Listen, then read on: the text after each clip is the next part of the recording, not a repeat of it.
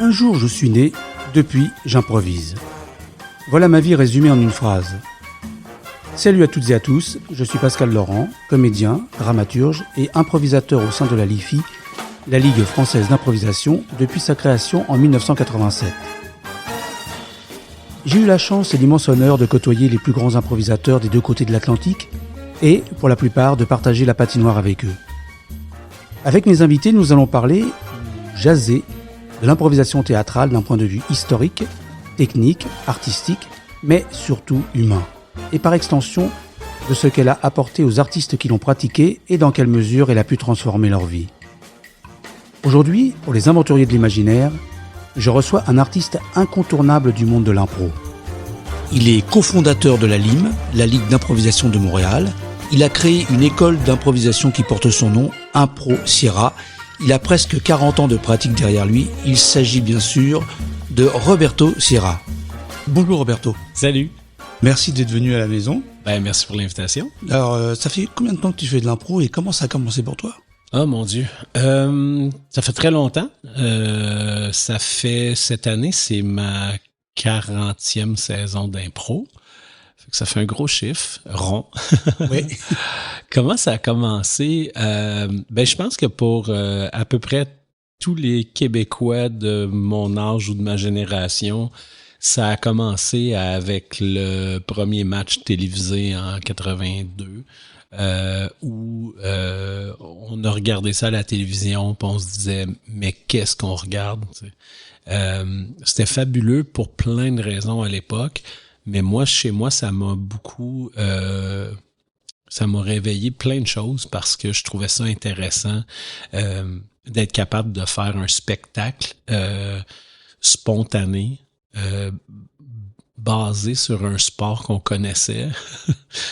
C'était vraiment fou. Puis, comme c'était diffusé en soirée tard, à l'âge que j'avais... T'avais quel âge, justement? Là, j'avais 11 ans à ce moment-là. C'est ça. Tu sais, tu regardes ça, puis déjà, je regardais ça en cachette parce que c'était tard le soir. Je pense que c'était à 21h. C'était l'heure du coucher. Et je prenais le temps de fermer la porte de ma chambre puis de mettre une serviette en bas pour pas qu'on voit la lumière dans ma chambre. Et j'écoutais ça dans une télé en noir et blanc avec une oreillette mono juste d'un côté. Et j'étais fasciné d'entendre déjà des gens qui s'exprimaient comme les gens normaux au Québec. C'est-à-dire avec des patois, avec une façon de parler qui nous est propre, mais qu'on n'avait pas dans les émissions de télé à l'époque. C'est ça. Oui. On avait une façon, un français normatif. Puis à d'autres endroits, on inventait des patois parce que ça pouvait pas être nos fameux patois aux expressions, aux sacres religieux. Donc, là, ça avait de l'air naturel. Puis, c'était fascinant. Fait que vraiment, j'ai été ébloui dès la première fois que j'ai vu ça. Et à partir de là, je me suis dit, je veux revoir ça, puis peut-être même essayer ça. Donc, ça a commencé un peu comme ça. Et on pourrait dire que ça a réveillé un instinct artistique chez toi, parce qu'à 11 ans, t'étais pas forcément, t'as peut-être pas forcément cette envie-là. Tous les gamins de cet âge. Ouais, j'aimais beaucoup ce qui était comique à l'époque, je dirais. Ça me parlait, mais si on était en contexte social à l'école, par exemple, j'étais plutôt renfermé, j'étais dans mes trucs, mais j'ai développé vite un sens de la répartie. Donc, je me permettais des répliques, des trucs en classe qui fonctionnaient bien, que ça faisait réagir les gens, et ça allait pas à l'encontre du prof. Là. Tu sais, le prof trouvait ça intéressant et drôle aussi, contrairement à d'autres personnes qui disaient des stupidités qui se retrouvaient dans le coin. Puis là, je disais, OK, je pense que j'ai une façon de dire les choses que les gens apprécient, qui ont du plaisir, mais j'osais pas Je n'osais pas prendre parole plus que ça. T'sais. Puis je pense que ce jeu-là m'a ouvert la porte, en tout cas, à me demander est-ce que j'ai le goût d'être sur une scène puis faire ça? Est-ce que ça serait plus facile pour moi que de juste prendre des initiatives dans des groupes quand là, tu as une vraie plateforme? T'sais. Je pense que ça m'a réveillé ça. Puis à partir de là, ben toutes les fois qu'il y avait une opportunité de faire spectacle ou des petites pièces de théâtre à l'école, j'embarquais. Je me disais, je pense que j'ai du plaisir à le faire. Fait que, l'idée de prendre un personnage pour m'exprimer, ça marchait. J'étais pas... Je me sentais pas jugé. Tu en as fait au secondaire de l'impro? Oui, en fait, c'est là que ça a vraiment démarré. Je suis arrivé au secondaire en 82, donc l'année d'après, les balbutiements de l'impro ont commencé parce que on avait une classe dans laquelle on avait comme un 15 minutes de début de journée où on était juste le groupe classe ensemble, puis on avait s'il y avait des informations, c'est là qu'on les recevait pour la semaine ou pour des trucs importants pour le groupe, puis après ça, on partait dans nos premiers cours. Puis des fois, il n'y avait rien à dire ou à faire. Puis des fois, on avait des petites activités, juste pour commencer la journée dans le plaisir. Puis l'impro est devenu une possibilité qu'on avait ces matins-là. Puis c'est là que j'ai commencé à jouer. Donc, c'était pas rien de structuré ou d'organisé. C'était très organique, là. C'était, vous avez vu ça à la télé, le prof responsable lisait 2-3 thèmes, ceux qui avaient le goût de jouer embarquaient, les autres regardaient ça, puis c'est tout, là, je veux dire, on passait d'une semaine à l'autre à faire des 15 minutes de temps en temps. Puis à un moment donné, ben, au secondaire, on a pris le temps. En tout cas, moi, j'ai réalisé qu'il y avait les autres écoles avaient déjà des équipes d'impro. Puis là, je faisais « Oh, pourquoi que nous, on n'a pas ça? » Tu sais, quelque chose de plus officiel. Fait qu'avec des amis, on a pris le temps d'aller voir la direction puis dire « Est-ce qu'on pourrait avoir un local? Est-ce qu'on pourrait avoir de l'aide pour mettre ça en place? » Puis ils nous ont dit oui, mais ça prenait un adulte responsable. Là, on fait comme « Ben, à qui on demande ça? » Tu sais, j'ai aucune idée. Et très bizarrement, on a demandé aux profs peut-être c'est le plus sévère qu'on avait en se disant, je pense qu'il faut que ça soit sérieux et structuré, puis que c'est dans le jeu qu'on se permette de faire ce qu'on a envie. Mais pour bien le faire, il faut que quelqu'un soit rigide. T'sais, on était un peu fous, je pense, mais on n'avait pas tort à 100%. On sentait qu'il y avait quelque chose d'important dans l'organisation. Puis on avait demandé à un prof de bio qui était... c'était pas le prof le plus aimé, là, tu sais. Je sais pas encore, on était fous de choses d'avoir demandé ça. Je me souviens, Achille Chagnon. Donc, déjà, ça me faisait penser à Achille Talon, mais écoute, on lui a demandé, il a été très surpris, tu sais, parce que justement, c'était pas le plus populaire, donc c'était pas le genre d'affaire qui se faisait demander.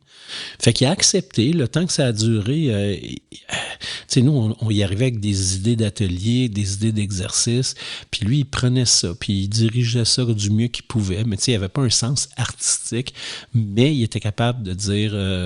là, ça a trop niaisé. Là, là, vous écoutiez pas. Tu sais, t'es capable de constater ça. Puis nous, on disait, OK, ouais, c'est vrai. Puis là, on essayait de se dire, ben, comment qu'on fait ça? Puis c'est très dur dans ces années-là, tu sais, dans les années 80, de savoir comment ça fonctionne un atelier parce que c'est les premiers ateliers improvisés, tu sais. T'es pas un expert de rien. Il y a personne qui a fait ça avant. Il y avait tout à découvrir. Ouais. Fait que c'était un peu ça. Et après ça, il y a eu un prof à la même école qui était prof de français qui, lui, voulait instaurer ça un peu à travers ses cours. Et là, ça a pris une autre tournure. Ça devenait super intéressant. Parce que là, on approfondissait un peu plus dans le jeu, parce que lui, il profitait de ça pour nous apprendre à écrire. Bien donc, sûr, oui. Le schéma narratif, actentiel, tout ça, puis on faisait « Wow, c'est intéressant! » Tandis que si tu me donnes le cours en français à cette époque-là, je faisais « Wow, ça finit quand? » Mais là, je m'intéressais à l'écriture pour vrai, comprendre, tu sais, des affaires de base, tu sais, intro, développement, conclusion, des rebondissements, tout ça. Je dis, ah ouais, c'est le fun, ça. Et donc, il nous a aidés à nous structurer. Puis la dernière année, la direction nous est venue. T'as quel âge maintenant, là, rendu là, quand je finis mon secondaire, donc la dernière année, 16 ans, j'ai 16, je m'en vais sur mes 17 au courant de l'année. Et là, on se fait dire, il y a un ancien de l'école qui est maintenant au cégep qui serait intéressé à vous encadrer. On aurait un budget pour le payer, pour le faire. Donc, ça devenait assez officiel. Et pour la première fois, vous allez faire partie d'une ligue. Et là, on fait « Wow, OK, c'est super intéressant. » Mais là, on nous nomme l'ancien en question, donc quelqu'un 2-3 ans plus vieux que nous, et que je me souviens que c'était une personne qui était tout le temps chez le directeur, qui était pas organisée. C'en est un qui, tu sais, il se faisait attraper pour plein de conneries qu'il faisait à l'école. Je fais comme, on n'a pas le goût de l'avoir, lui. Pourquoi vous lui faites confiance maintenant juste parce qu'il fait de l'impro au cégep, tu sais? Puis là, ils nous disent, écoutez, c'est vous qui allez décider. Il va venir vous donner un atelier. Puis suite à cet atelier-là, vous prendrez la décision. Fait que là, on était un petit peu réticents. Et c'est comme ça que j'ai rencontré Martin Petit. Et là, pendant l'atelier, on se disait, oh, il sait de quoi il parle, c'est le fun. T'sais, il parle de son expérience de jeu. T'sais, on n'a jamais entendu quelqu'un nous dire ces choses-là, les difficultés, comment qu'on se sent. Et là, on se disait, wow, là, on est beaucoup plus proche de ce qu'on cherche. T'sais. Juste pour une petite parenthèse pour nos auditeurs, éventuellement français, belges et suisses. Martin Petit, c'est quelqu'un qui est connu ici? Ben oui, Martin, il est comédien humoriste. Il a fait plein de choses, dont de l'impro. Il s'est rendu, il a joué à la LNI. Puis à ce moment-là, il jouait dans le mime de Montmorency, qui était le cégep le mieux structuré au niveau de l'impro. Et ça reste encore aujourd'hui dans l'équipe de Montmorency, le mime, c'est la plus vieille équipe dans l'histoire de l'improvisation, étant donné qu'il y a eu des pauses dans les équipes de la LNI et même de la saison de la LNI. Donc, c'est la plus vieille équipe au monde, tu sais. Fait que beaucoup d'expérience qui a appris vite et donc Martin, encore aujourd'hui, est humoriste et fait plein de séries connues comme Les Pêcheurs et tout ça. D'accord, donc vous arrivez, vous, et puis vous tombez sur Martin. Là, à force d'écouter, on fait comme, il sait qu'est-ce qu'il dit. Et il nous trouve intéressant et vice-versa. Puis c'est un bon match. Et là, on part comme ça et on a une saison super. Nous, on est dans une école uniquement de garçons. À cette époque-là, on est au Collège Laval. Et dans la ligue où on joue, ça prend des équipes mixtes. Donc, ils nous donnent le droit d'aller chercher des filles ailleurs, étant donné qu'il n'y en a pas dans notre école, pour faire partie de l'équipe. Et c'est comme ça qu'on va chercher des filles d'une autre école qui, elles, sont uniquement des filles. On se dit, on va joindre l'utile à l'agréable. Ils peuvent pas avoir d'équipe non plus. On peut peut-être combiner les deux écoles pour faire une équipe. Et ça fonctionne. Mais un peu froide à l'idée d'aller, parce que c'était dans l'école de garçons que ça allait toujours se passer. Donc, il n'y a pas tant de filles disponibles qui sont prêtes à aller se lancer dans une meute de gars à cette époque-là. Il y en a juste 2 qui se présentent, qui sont très bonnes, ça va bien, c'est 2 bonnes joueuses. Et là, il nous en manque une 3e. Et là, Martin dit, on a une recrue, nous, à Montmorency. Elle a juste 1 an de plus que vous. Je pense que ça pourrait fonctionner. Et la connaissant, je pense qu'elle va embarquer. Fait que tu lui as parlé il y a de ça pas longtemps. Donc, c'est comme ça que j'ai rencontré Sophie Caron. Sophie Caron, oui. Je sais pas pourquoi je pensais à elle, bizarrement, quand on parlait. Et c'est comme ça que j'ai commencé à jouer avec Sophie. Donc, on a joué très, très longtemps ensemble et on joue encore ensemble sur plein d'occasions. Fait que c'était intéressant parce que là, ça devenait beaucoup plus clair pour moi comment ça fonctionnait tout ça et où ça pouvait nous mener. Fait qu'on a fait une saison extraordinaire. Puis par la suite, c'est la logique de moi aussi je suis à Laval, je vais aussi aller à Montmorency, donc je suis allé rejoindre, j'ai été coaché par Martin là-bas parce que lui avait fini de jouer, il est devenu coach. J'ai joué avec Sophie là-bas, donc on a joué dans le mime ensemble, puis à plein d'autres places après, mais c'est ça. Fait que c'était vraiment le début là, de tout ça. Fait que là, dans mes années, c'est ça. Et justement, dans ces années-là où tu as découvert les premières équipes, quand ça a commencé à se structurer, est-ce qu'il y a parmi tes anciens potes, il y a des gens qui ont continué comme toi ou pas? Pas très. Okay.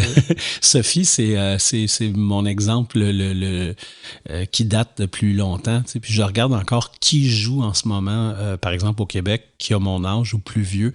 Il y en a pas beaucoup. Tu sais, Réal a pris une pause cette année, Réal Bossé. Ouais. Et Claude Legault aussi. Claude, ben, ça a été mon coach après à Montmorency. Ouais. Mais Claude, ça fait un bout maintenant qu'il joue pas. Il fait un match de temps en temps à chaque année, entre autres le match d'anciens à Montmorency, que si tout va bien, on se voit au mois de mai. Mais non, c'est ça. Fait qu'il y a plus beaucoup de gens de cette époque-là qui jouent encore. Et une des raisons, puis c'est une discussion que j'ai eue, entre autres évidemment avec Sophie, parce qu'on joue encore tous les deux. Dans ce jeu-là, il faut réaliser à quel point il faut rien prendre pour acquis. T'sais. Quand tu penses que tu as tout compris, je pense que tu dois arrêter de jouer. Parce que le jeu est en constante évolution. Puis si tu t'ajustes pas, t'es plus dans la course, tu comprends plus la vibe de comment ça se développe à ce moment-ci. Donc, si on regarde un clip de moi qui joue en 90 puis un clip de moi qui joue maintenant en 2020, on compare les deux puis tu fais « Oh mon Dieu, il joue plus pareil ». Et c'est juste normal parce que le jeu change. On mise pas sur les mêmes choses puis on le comprend différemment puis on essaye des choses différemment.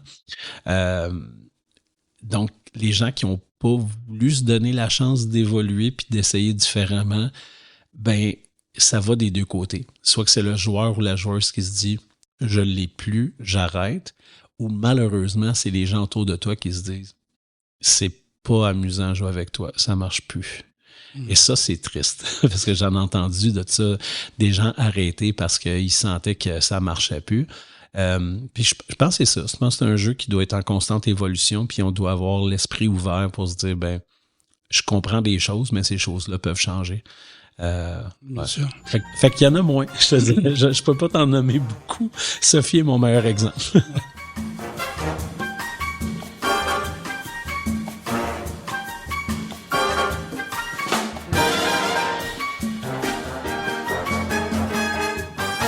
Alors, j'imagine aussi, parce qu'on va revenir à pas mal de choses, t'as créé, t'as été dans pas mal de ligues, t'as été co-créateur, cofondateur de la LIM, Ligue d'improvisation de Montréal. Tu as ta propre école, Impro Sierra. J'imagine aussi que l'aspect créatif, c'est-à-dire continuer à travailler à côté, pas seulement sur soi, mais sur tous les aspects de ce jeu, de créer d'autres formes, etc. Ça explique aussi une certaine longévité, imagine. Ouais, ben tout le temps en constance. Ça va avec l'idée de s'adapter parce qu'il y a toujours quelque chose de nouveau. Là, on parle évidemment beaucoup du match parce que au Québec, à 80, mon Dieu, je sais pas quel chiffre donner exact, là. Je le change tout le temps. Mais disons, à 90% du temps, on parle du match quand on parle d'impro parce que le match a été créé ici. Mais il y a plein d'autres formats, puis je sens enfin une ouverture de la part de bien des gens à essayer autre chose que le match en ce moment. Peut-être depuis 5-10 ans, ça change un peu. Puis au fait, ça change de plus en plus, mais tu sais, il y a 10 ans, peut-être ça commençait à faire comme il y a autre chose. Juste le fait de s'intéresser, par exemple, parce que les anglophones font à Montréal, c'est assez récent. Et pourtant, il y a de l'impro à Montréal en anglais depuis vraiment longtemps, mais c'était comme si c'était un autre monde, puis on s'est jamais parlé. Donc, il y a cette ouverture-là, puis je pense qu'on peut toujours aller chercher quelque chose chez d'autres gens qui jouent différemment ou qui essayent un format différent. Puis pour moi, ça a été un peu ça, l'évolution de ce jeu-là. C'est toujours d'essayer de voir où le jeu peut nous amener et non pas l'inverse. Parce que on peut essayer des choses, mais si on décide trop de qu'est-ce qu'on veut en faire, je pense qu'on est moins à l'écoute de ce que ça nous apporte. Puis dans l'évolution, tu me disais de la création de la LIM, quand c'est arrivé, c'était un petit peu par défaut, je trouve qu'on a mis ça en place. C'était à la fin, c'était au début des années 90. À Montréal, il y avait à peu près 1 ou 2 ligues d'impro qui n'existent plus en ce moment. Puis donc, quand les gens terminaient le parcours scolaire, c'est-à-dire quand ils terminaient le collégial, déjà à l'université, il n'y avait pas d'impro à ce moment-là. Maintenant, il y en a, là, mais début 90, il n'y en a pas. Donc, tu te dis, ben, j'ai beaucoup aimé ça pendant mon secondaire et mon collégial. Donc, pendant peut-être, disons, les gens avaient peut-être 5 ans d'expérience. Puis tu fais, ben, on fait quoi maintenant? Fait que c'est comme ça un peu qu'est venue l'idée de monter la Lime, tu sais. T'envisages à ce moment-là de devenir professionnel, enfin je veux dire d'en faire parce que finalement t'en fais ta profession, tu fais c'est quasiment... pas encore là que je l'ai décidé parce que non, mais là je me disais juste tant que je peux en faire, je vais le faire parce que j'aime ça. Donc ça m'apportait beaucoup. Ouais, c'est l'envie d'abord qui te porte. Absolument. Je le voyais quand même un peu plus qu'un hobby, là, tu sais, je me disais ça peut prendre beaucoup de place dans ma vie, mais laquelle je sais pas. Je sais déjà, tu sais, moi à ce moment-là en 90 quand on commence avec la Lime, ça fait à peu près 3 ans, mettons, 3-4 ans que j'ai commencé à coacher un peu, mais tu sais, coacher à l'impro à cette époque-là, c'était arriver dans une école secondaire puis encadrer un groupe comme Martin l'avait fait quand il est arrivé chez nous. Donc, j'ai commencé là. Fait que je le vois pas encore que ça va prendre plus de place. T'sais, j'aime ça, puis je me rends compte que combiner les deux, c'est intéressant parce que, tu sais, entre faire ce que tu dis, puis entre dire ce que tu dis, puis le faire, des fois, tu fais, on y arrive pas toujours. Tu sais, je le sais qu'il faut plus faire ci, faire ça, mais je le dis, mais je le fais peut-être pas. Mais ça nous fait réaliser des choses, puis je pense que la combine des deux fait en sorte que tu deviens et meilleur joueur et meilleur coach parce que ça se relie. Là. Tu sais, tu fais plus de liens, tu analyses mieux et t'appliques mieux aussi. Donc, ça commence comme ça, mais l'arrivée de la Lime, au début, c'est juste parce que je me dis, moi, mais où est-ce qu'on joue? T'sais? Fondons quelque chose, puis jouons dedans. Puis, au départ, ben l'idée première vient de Stéphane Roy. Puis, on est 4 anciens de Montmorency à ce moment-là, avec Guy Lévesque, Sophie Caron et moi. Puis, tu sais, moi, c'est juste, je veux jouer, tu sais. j'ai pas une intention plus grande que ça au départ. Puis, c'est Stéphane qui se dit on veut quelque chose de différent que le match, donc on va juste commencer un peu à changer des petites règles pour que les gens se disent on va aller voir ça, c'est différent de ce qu'on connaît. Parce qu'il y a ça aussi, c'est qu'à cette période-là, l'impro n'est plus à la télévision. Tu sais, la LNI n'a plus de matchs diffusés en direct. Donc, il y a même des gens qui se disent, est-ce que ça existe encore l'impro? Puis là, c'est étrange, tu fais pas parce que c'est pas à la télé que personne n'en fait. On est dans quelles années, là? Début 90, donc si ma mémoire est bonne, je crois que c'est en 89 ou même 90 que c'est les dernières diffusions à la télé. Donc, tu sais, fait que là, on se dit, on changeons un peu les trucs, appelons ça un peu plus de l'impro expérimentale, puis, tu sais, il y a moins de règles un peu, puis c'est moins un arbitre, puis on essaie des catégories un peu plus éclatées que les traditionnelles, puis on sait pas encore où on s'en va avec ça, mais tu sais, ça se transforme peu à peu, puis la Lime a toujours continué à transformer ça jusqu'au spectacle qu'ils font maintenant. Fait que ça, c'en est une ligue qui était en complète évolution tout le temps. T'sais, d'une saison à l'autre, il y avait toujours quelque chose. Tu fais c'était pas comme ça avant. Ça joue où encore la Lime? Là, c'est au Lion d'Or. Ils en sont à leur, 32e saison, je crois, 31e. Fait que ça roule, ça continue, mais c'est rendu très différent au niveau du... On le voit bien que c'est plus un match. Ça voulait déjà se distancier du match au début, puis ça a continué à vraiment être autre chose. Ouais, c'est un spectacle avec une troupe dissimulée en 2 groupes. Qui fait c'est un peu de l'impro collaborative, mais il y a plus de... Enfin, moi, ce que je fais, je suis dans deux ligues ici, des ligues amateurs, mais il y a moins en moins de points, de choses comme ça. Les gens jouent pour les gens jouer, votent à la fin, ils font un vote pour le match. Pour le match, même pas, ça s'appelle même plus un match. Pour le spectacle, tu décides quelle troupe s'en est mieux sorti, c'est tout. Là. Fait que, ouais. Et j'ai vu, donc tu fais partie des Cravates aussi. Cravates, eux, ils jouent à la Comédie de Montréal, je crois, c'est ça. Ben c'est ça. Les Cravates qui cette année ont notre 30e saison. J'ai abordé les Cravates vraiment plus tard qu'au début. Moi, au début, j'étais à la Lime. Après, je me suis promené un peu, mais quand j'ai décidé de rejoindre Montréal, j'ai joint les Cravates. Si ma mémoire est bonne, ça fait 15 ans maintenant. Donc, j'étais à ma 15e année. J'ai fait la moitié des saisons. C'est un peu ça. Évidemment qu'on était au medley, au petit medley, puis qui s'est transformé en medley simple malt, qui s'est transformé en Ninkasi simple malt. Puis après ça, ben la pandémie a eu raison du lieu. Fait qu'après ça, c'était une longue période de recherche et tout ça. Mais là, on est rendu à la Comédie de Montréal, puis ça reprend. Là, évidemment, on a perdu des adeptes, on a gagné d'autres, puis il y a des gens qui ont suivi. Fait que le temps que les gens se réapproprient ça, on est dans cette courbe-là d'ajustement. Mais ouais, non, c'est ça, on joue encore les dimanches toujours. OK. Alors si on reprend un petit peu, on remonte le temps pas à pas ton parcours, toi tu te diriges vers quoi là? Tu dis t'as pas encore l'idée de faire ça de façon professionnelle. Tu suis des études, tu as envie de faire quoi comme métier? Honnêtement, tu sais, mes études, il y a un moment donné où je me questionne évidemment comme tout le monde où est-ce que j'en suis puis où je m'en vais. Donc quand je suis au cégep, honnêtement, les études prennent un peu le bord. Si tu me demandes, j'ai étudié en quoi, faut que je m'en rappelle. Parce que je vais te dire, principalement, j'étais là pour l'impro. Là, OK. Mais j'ai quand même mon deck. Puis après ça, j'étais allé à l'université et là, je me suis dit, je pense que ce que je vais faire, ça sera quelque chose d'artistique. Parce que là, faut que je prenne une décision. Tu sais. Je veux pas étirer le truc puis pas savoir ce que je fais.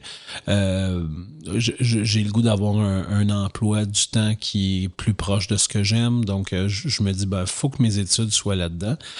Donc, je rentre puis je fais un bac en animation culturelle sociale. Tu sais. En animation recherche culturelle. Fait que je me lance là puis je me rends compte que il y a des cours qui me sont utiles, d'autres moins, mais je comprends que j'ai le goût d'organiser des choses. J'ai le goût, parce que je connais bien l'impro, je me dis, si c'est relié à l'impro, c'est encore mieux parce que je connais le domaine. Je l'ai travaillé maintenant. À ce moment-là, on était rendu, ça devait faire... ça devait faire 10-15 ans que j'étais déjà dans l'impro. Donc, c'est ça. Fait que je mise un peu là-dessus. Puis, à travers la LIM, je me rends compte que l'organisation, je trouve ça intéressant parce qu'à ce moment-là, la LIM prend de l'ampleur. À cette époque-là, la LIM devenait une espèce de triangle, de schéma qui faisait en sorte qu'on avait une ligue école qui était la limonade. On se disait, on va chercher d'autres gens. On structure une ligue collégiale qui n'existait pas parce qu'au collégial, c'était juste des équipes qui s'appellent entre elles pour faire des matchs amicaux, mais de leur donner une structure de saison avec un calendrier, tout ça. Au moment où j'étais à la LIM, on décide de mettre ça sur pied, donc on appelle ça les pamplemousses. Fait que c'est là que ça fait comme... Ah, c'est pour ça qu'il y a autant d'agrumes à Montréal dans les ligues d'impro. C'était un peu la faute de la LIM à l'époque. Et à travers ça, on se rend compte une couple d'années plus tard que, oui, il y a peut-être beaucoup d'équipes intéressées à faire partie de la ligue collégiale, mais dans chaque cégep, il y a beaucoup plus de place que pour juste 6 ou 8 personnes qui font de l'impro. Donc, chaque cégep commence à avoir 2, 3, puis même 4 équipes. Donc, on se dit, il faut créer une autre ligue qui est plus pour les recrues ou peu importe. Donc, on crée les tangerines. Donc, ça finit jamais. Tu sais. Oui, c'est... Et là, ça fait beaucoup. Puis, une fois que je suis sorti de là, j'ai proposé, parce que je remettais toujours l'espèce de trophée de fin de saison des pamplemousses puis des tangerines. Puis j'aurais dit, quand vous avez un groupe de réserve qui joue jamais, structurez-le. Tu sais, moi, j'appellerais ça les clémentines. Et c'est ce qui est arrivé. Ils ont appelé ça comme ça l'année d'après. Mais j'en faisais plus partie. J'ai juste donné l'idée. Mais c'est ça. Fait que j'ai senti que c'était intéressant de mettre ces choses-là sur pied. Et là, j'ai réalisé à quel point, outre le fait de jouer, que j'aime toujours encore beaucoup, dans l'organisation, j'aime encadrer des gens qui ont le goût de jouer. J'ai le goût à ce moment-là, j'ai découvert que j'aimais beaucoup transmettre la passion de ce jeu-là, de ce que ça apporte et de ce que ça amène pour chacun, tu sais. J'ai pas un diplôme ou un doctorat en psychologie, mais les bienfaits de l'impro sont énormes, tu sais. Puis jamais je vais vendre ces bienfaits-là avant tout. Je suis surtout quelqu'un qui encadre des gens qui font des sketchs en jogging. je me donne pas une importance plus grande que celle-là, mais je le sais qu'il y a des bienfaits. Tu sais. parce que je l'ai vu, puis on me l'a constaté, puis on nous l'a témoigné souvent. Mais ça fait en sorte que je réalise que partager cette passion-là, puis donner la chance à des gens d'essayer ça, ou de s'améliorer, ou de se perfectionner, je me disais, wow, je pense que j'aime travailler avec des gens de tout niveau, confondus, des gens qui commencent, des gens qui jouent depuis un petit bout, puis des gens qui ça fait longtemps qu'ils jouent. Je pense que je peux leur apporter de quoi tout le temps, puis j'ai vraiment trouvé ça intéressant. Fait que quand ça arrive, ce déclic-là, on se retrouve à être début 2000, puis je donne beaucoup de formations à ce moment-là. Je me déplace surtout dans des écoles, mais je commence à faire beaucoup aussi des ligues d'impro, surtout en région, où ils te font venir pour un week-end, puis bon, tu te déplaces, tu donnes la formation à tous les participants qui sont, c'est toujours à peu près ça, à peu près 24 joueuses dans chaque ligue. Puis on travaille plein d'aspects pour les aider à faire des meilleurs spectacles. Donc, et là, je découvre que j'aime beaucoup faire ça, mais j'ai toujours une job en parallèle qui a rien à voir avec l'impro, question de gagner sa vie. Parce que je pense que c'est un peu ce qui a fait en sorte que j'ai pas commencé plus tôt l'école, c'est la peur des sous. Parce que à partir du moment qu'il y a des enfants qui apparaissent dans le décor, que tu as une famille, c'est établi, puis là tu fais ben ouais, si je m'en vais juste faire des ateliers, est-ce que c'est assez payant? Est-ce que je suis capable de subvenir aux besoins familiaux de tout ça, de tout ce petit monde-là? Fait que toujours par peur de ça, j'ai toujours une job en parallèle jusqu'au jour où je commence mon école en ayant une job en parallèle. Et là, on est rendu en 2005. Puis, dans ma job en parallèle, j'ai travaillé longtemps dans tout ce qui est télécom. Fait que, tu sais, toutes les compagnies qu'on connaît comme Bell, Rogers, tout ce qui fait du cellulaire, entre autres, là, j'ai travaillé dans toutes ces compagnies-là pendant des années. Au départ, à peu près partout en ligne. Tu sais, quand on t'appelle pour te demander des choses qui t'intéressent pas. Mais après ça, j'ai été dans toutes les places superviseur, puis je coachais du monde qui faisait des trucs en ligne. Puis là, je réalisais que je les coachais comme je coachais de l'impro, tu sais. C'est comme, t'étais pas à l'écoute là-dessus, l'autre t'a dit tel truc, puis là, tu sais, si t'arrives comme ça, puis tu fais le tour, puis tu présentes comme ça. Fait que ça faisait que le taux de réussite des gens que je coachais, ça fonctionnait très bien.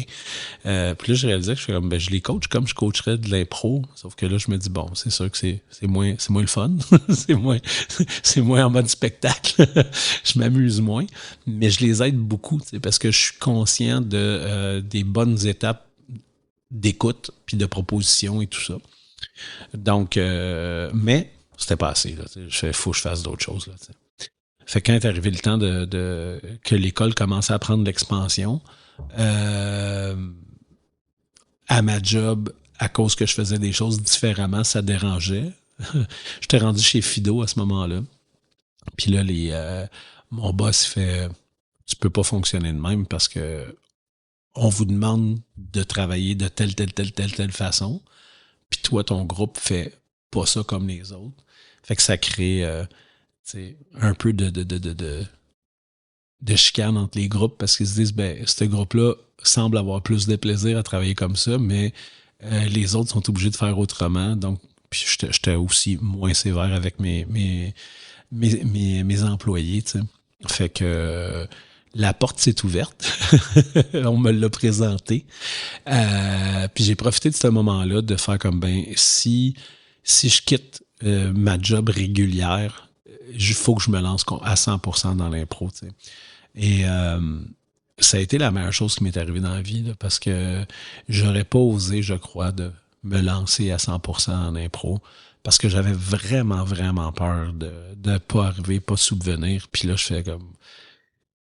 Mais j'ai beaucoup plus de sous maintenant. Fait que c'était pas un problème. T'sais. Fait que des fois, c'est la peur de ça. Puis je réalisais pas à quel point je refusais des projets où je me disais, ça, je peux pas, tu sais, je travaille de 9 à 5, fait que je peux pas embarquer là-dedans, je peux pas mettre du temps là-dessus.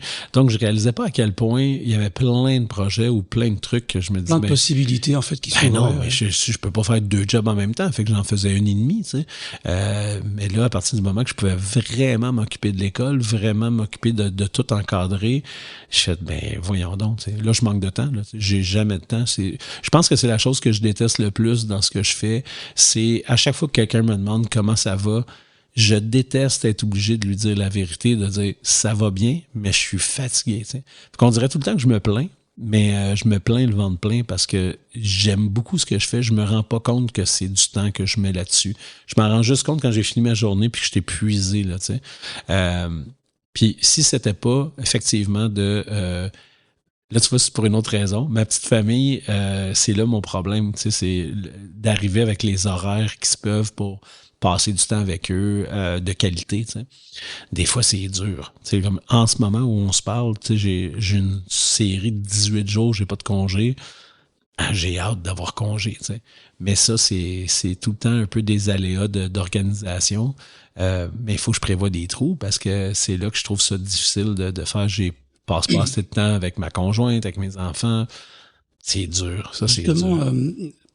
Par rapport à ça, quand tu commences vraiment à te projeter là-dedans, de manière un peu plus sérieuse, est-ce que tu es soutenu, alors pas forcément par ta famille, mais tu vois, comment tes parents, est-ce que tu as des frères et des sœurs, comment ils ont pris ça, comment ils ont perçu ça, comment ils ont accepté éventuellement ce que tu as fait, ça a posé des problèmes ou ça s'est bien roulé?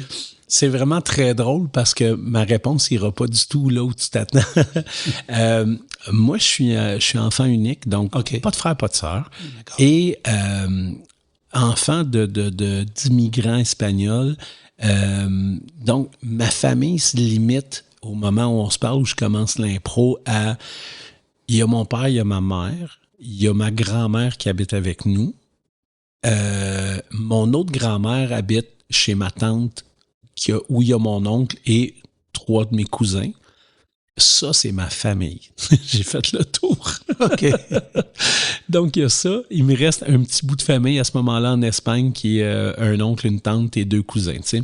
Donc, ça, c'est le portrait au départ. J'ai toujours été un peu le mouton noir de tout ça. Évidemment, mes parents immigrants qui se disent il faut que le petit réussisse. Tu sais. Fait qu'on est beaucoup à l'époque du avocat ou médecin. Là. Faudrait que je fasse ça. Hein? Un vrai métier, entre guillemets. Exact. Voilà. Fait que là,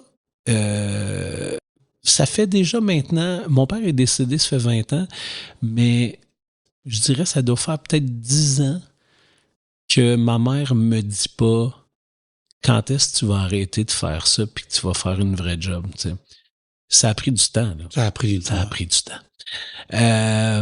Juste pour donner un exemple, à l'époque où j'ai arrêté de jouer à la Lime, on était encore proche du match d'impro parce que j'ai joué dans les dernières années où on portait encore un maillot d'impro avec un numéro dans le dos. Donc, on avait encore le réflexe de faire un peu comme au hockey et on retirait des chandails. T'sais. Et à la Lime, ils ont retiré mon chandail à l'époque où ça existait. Puis, je me souviens être à l'ancien Club Soda qui était sur Avenue du Parc. Et mes parents étaient venus. Mes parents sont venus me voir peut-être jouer, je sais pas, moi, une trentaine de fois dans ma vie. Là. Tu sais, quand tu as joué près de 4000 matchs, ça fait pas beaucoup. Et je me souviens quand j'avais le goût de remercier les gens qui m'ont aidé, tout ça, puis c'était vrai, c'était un peu bizarre, mais j'ai remercié mes parents de ne pas avoir cru en moi, tu sais. C'est vraiment ça qui m'a motivé à faire comme ouais, j'ai pas le droit. J'étais très rebelle, tu sais. Je fais comme moi vous prouvez que je suis bon. Moi vous prouvez que j'aime ça, tu sais. Vous voulez que je lâche? Ça va être pire que ça, tu sais. Puis à cette époque-là, là, je reviens avec l'histoire de Sophie. Pour ceux qui ne le savent pas, Sophie, ça a été ma copine pendant plusieurs années. à l'époque, entre autres, où je jouais à la Lime. Et quand ma mère venait nous voir jouer, comme je disais, pas très souvent, mais quand même quelques fois, elle passait la soirée à faire « Elle est bonne, Sophie, hein? Elle est super bonne. » Je suis comme « OK. J'ai pas été mauvais non plus, tu sais, mais non, ça sortait pas. » Fait que là, je faisais... Tu sais, j'ai jamais détesté Sophie pour ça, là, mais je me disais, je suis tanné d'entendre ça, tu sais. Fait que ça a fait partie de mes remerciements qui allaient à l'encontre de merci de ne pas avoir cru en moi. Fait que ça c'est ça. C'était ma motivation. Puis, tu sais, je pense que c'est ça qui me motivait à, tu sais, je le voyais avec mes collègues, puis je le vois encore aujourd'hui, tu sais, des gens qui font, je pourrais pas jouer finalement, je dois m'absenter pour telle raison. Moi, ça me frustrait tellement de me faire dire que j'avais pas le droit. Je ne m'absente jamais en impro, tu sais. Ça a été comme... Tu sais, j'ai fait une mononucléose. Je me sauvais en cachette de chez nous pour aller jouer, tu sais. C'est pas bon, là. Tu vas me dire, j'ai contagié plein de monde. Mais, tu sais, c'était important. Je pouvais pas manquer ça, tu sais. Parce que je le sais que ça se passe comme ça, ce soir, puis ça reviendra pas. C'est tout le temps. J'ai toujours compris que c'était un moment unique que tu dois apprécier au moment où ça arrive. Fait que j'ai jamais voulu ça. C'est tellement rare. Les fois où j'ai été remplacé, je pense que j'ai été malade pour vrai 1 ou 2 fois que j'ai demandé à être remplacé. Les autres fois que j'ai demandé à un moment donné de « je ne peux pas être là », c'est que j'étais sur un autre show. J'étais sur un autre spectacle. Tu sais, c'est comme... Fait que ça a toujours été ma priorité. Fait que j'ai beaucoup de difficultés à comprendre des gens qui s'absentent dans quelque chose qui s'engage. Ça va un petit peu à l'encontre de ma vision des choses.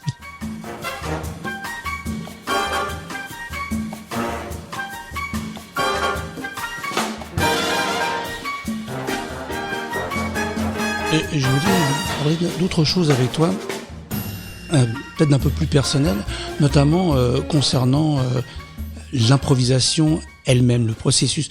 Quand tu joues, quand tu t'engages dans un spectacle, quel qu'il soit, comment tu abordes encore l'impro maintenant? Ben, encore une fois, ça, c'est quelque chose qui a changé avec le temps. Ouais. Je pense qu'au début, écoute, là, je pense que si je pouvais vomir, je l'aurais fait.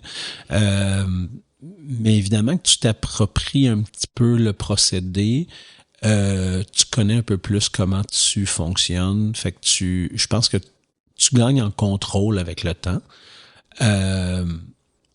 Pour sûr, j'ai toujours eu des meilleurs résultats quand il y avait un petit stress.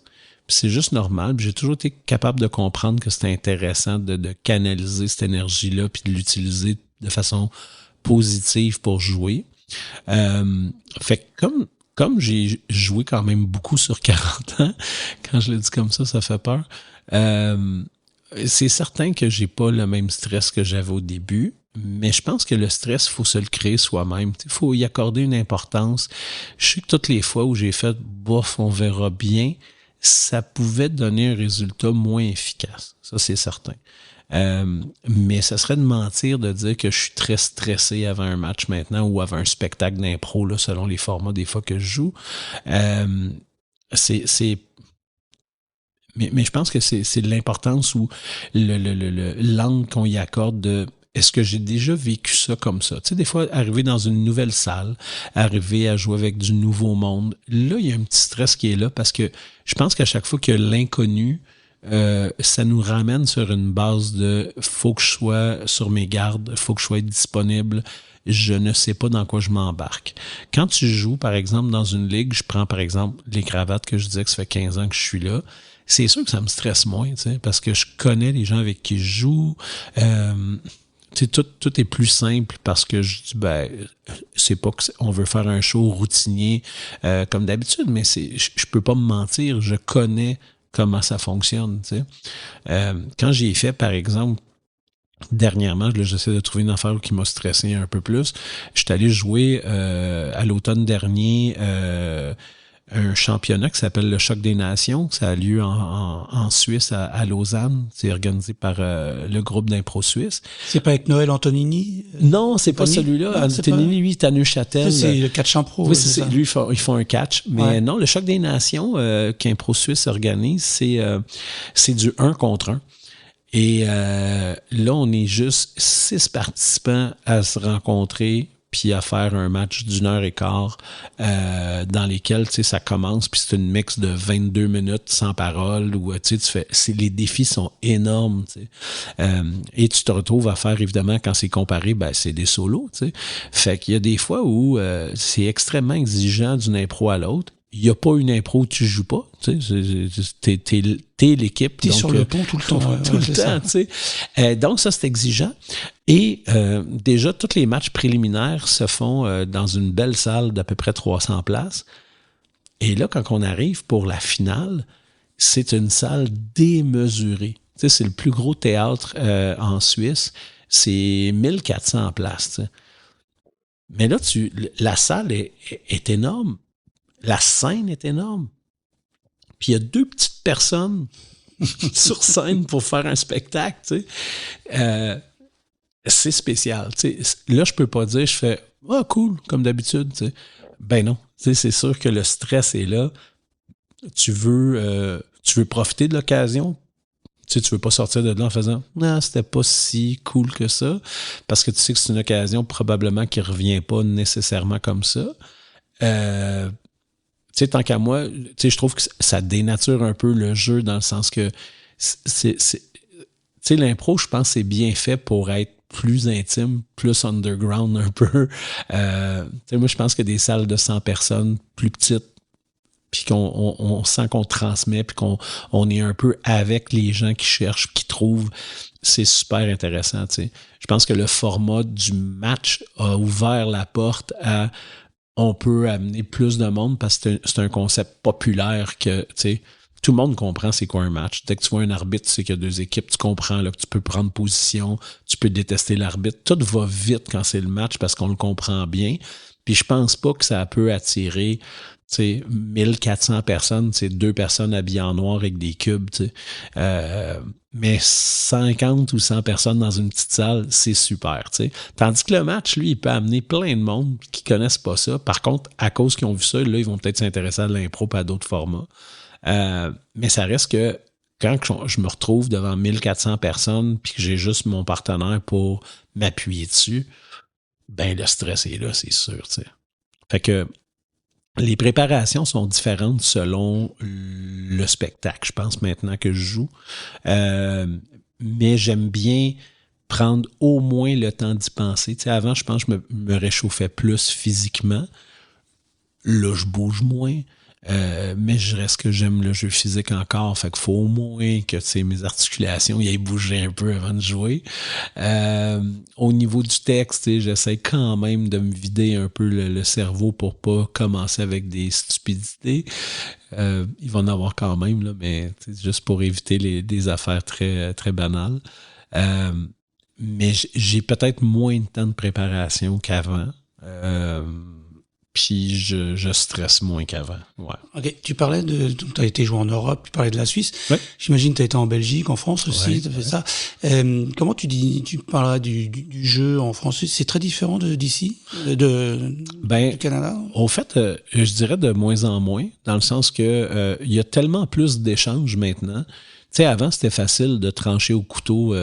Tu sais, dans fin des années 80, début 90, de dire « Ah, les Français jouent comme ça, les Belges jouent comme ça, les Suisses jouent comme ça, nous, on joue comme ça. » Mais à force d'échanger, puis d'essayer des choses, puis de faire « Oh, eux, ils font ça, nous, on va le faire aussi. » Ça se ressemble de plus en plus. Ça s'est lissé un peu. Ouais, puis tu sais, ça veut pas dire qu'on n'a pas encore chacun nos couleurs, mais c'est beaucoup plus homogène. On est, tu sais, déjà, on se comprend mieux. Puis c'est des meilleurs matchs. T'sais. Il y a beaucoup plus de cohésion dans ce qu'on fait entre équipes de différents pays. Même si les gens en face de toi, tu n'as jamais joué avec eux, t'sais, mais tout le monde a développé le jeu en s'inspirant des autres. Donc, ça se ressemble un peu plus maintenant. T'sais. Avant, je dirais, si j'ai à trancher un peu caricatural, je me disais, les Français étaient plus statiques puis ils parlaient beaucoup. Les Québécois, on était très physique parce qu'on se dit, s'ils nous comprennent pas, il faut être compris en bougeant et en faisant du jeu physique. Puis en même temps, on y va avec nos inspirations du moment. Tu sais, quand je parle de ça, sais, une des personnes les plus populaires qui monte sur scène au Québec, c'est Michel Courtemanche à ce moment-là. Fait que, tu sais, puis en plus, bon, moi je suis plus proche parce que je l'ai connu, parce que il a joué dans le mime, c'était un ami de Claude, puis j'ai eu la chance de rencontrer puis de jouer avec Michel beaucoup, mais ça reste quand même que c'est une inspiration pour une génération. Fait que, ben oui, on bouge, tu sais. Les Belges, ils ont vraiment, à cette époque-là, au début, misé beaucoup sur le punch, tu sais. Puis les Suisses, ils étaient hyper disponibles à se pitcher partout. Fait que, tu sais, ils nous faisaient, tu sais, c'était un peu drôle parce que des fois, on mettait des pièges, mais on pouvait bien dire, oh wow, une forêt, puis il y a telle chose. Puis là, le banc au complet débarquait pour faire toute la forêt, des portes, des chaises. Là, tu vois, l'équipe au complet, on peut s'installer dessus. Là, on est comme chez Ikea, tu sais. Fait que, tu sais, chacun avait sa couleur, mais tu sais, maintenant, je pense que tu apprends beaucoup des autres, puis on fait un peu de tout. Puis ça, je pense que c'est un peu aussi à même les équipes, tu sais. Au départ, quand tu avais de l'impro dans les années 90, dans une équipe, tu avais des spécialistes. C'est-à-dire, tu en as deux qui chantent, deux qui font ci, deux qui font ça. Les pointeurs, il y a les constructeurs. Tout le monde est capable de faire tout maintenant, tu sais. Puis à tel point que, tu sais, être 6 maintenant, c'est atroce, là. Tu sais, quand tu savais pas c'était quoi ce jeu-là, tu fais « Ah, ben ce soir, j'ai fait un arbre puis une roche, c'est cool. » Mais maintenant, 4 personnes, tu sais, tout le monde veut jouer un peu plus. Si t'en as 6, c'est impossible de faire une rotation. Ouais. Il y a à peu près plus de ligues qui jouent à 6, là, tu sais, c'est plus que rare. Tu sais, c'est bizarre, tu sais. Fait que des ligues à 4, il y en a à peu près partout maintenant. Des fois, c'est 5, mais 4, je pense, c'est un très beau chiffre pour faire un match, entre autres, quand c'est le match.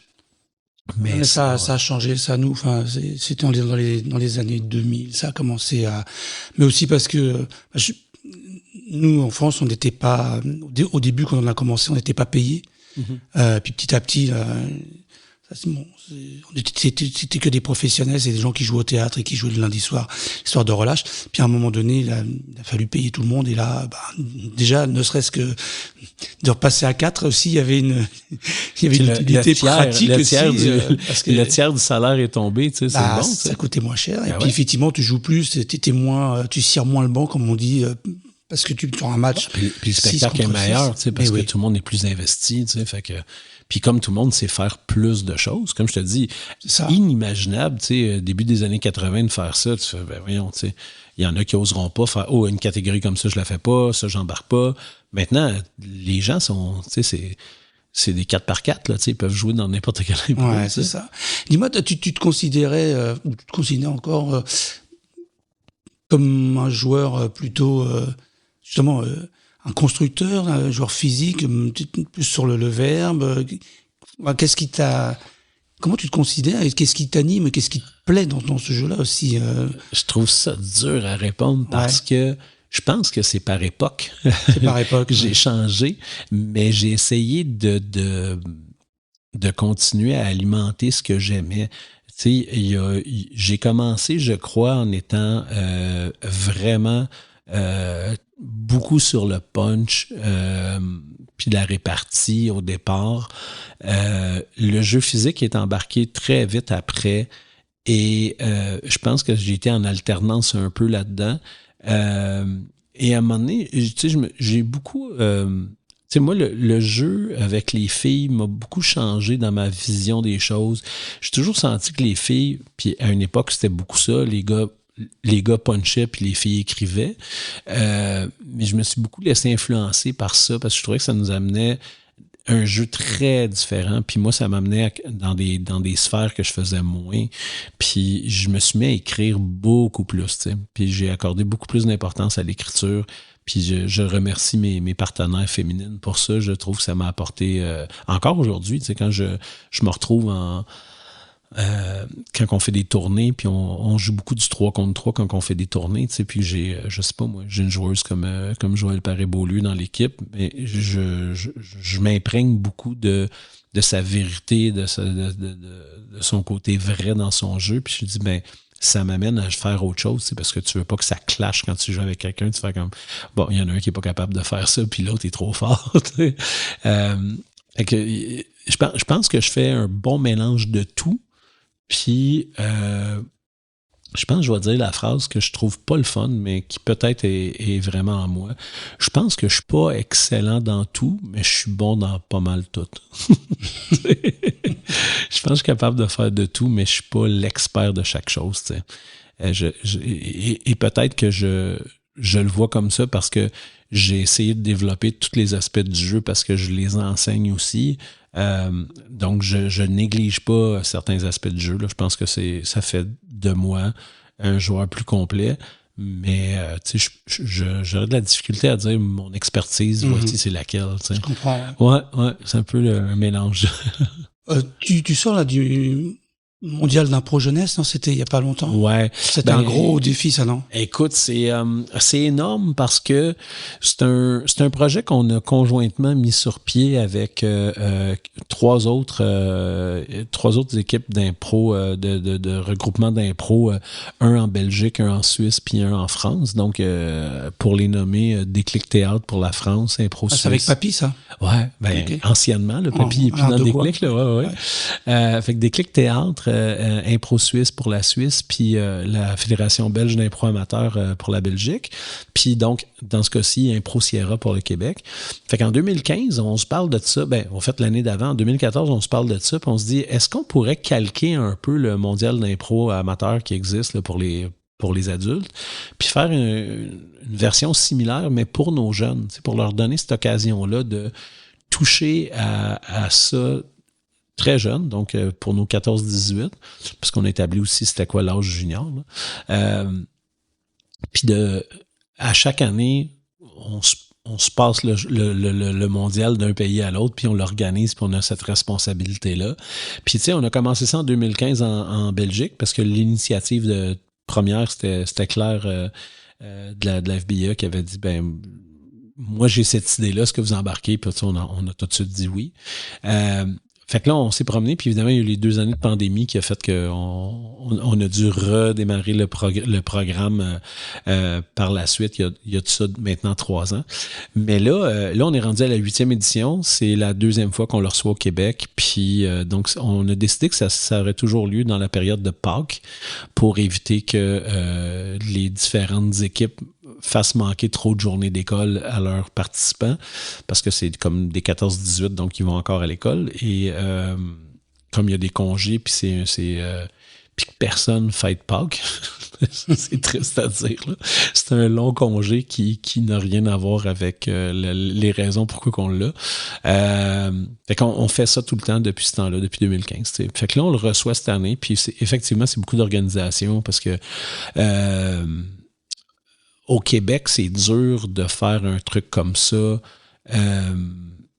surtout quand on est établi à Montréal. Il y a beaucoup d'impro à Montréal. Juste régulièrement, je veux dire, il y a 30 ligues d'impro qui roulent.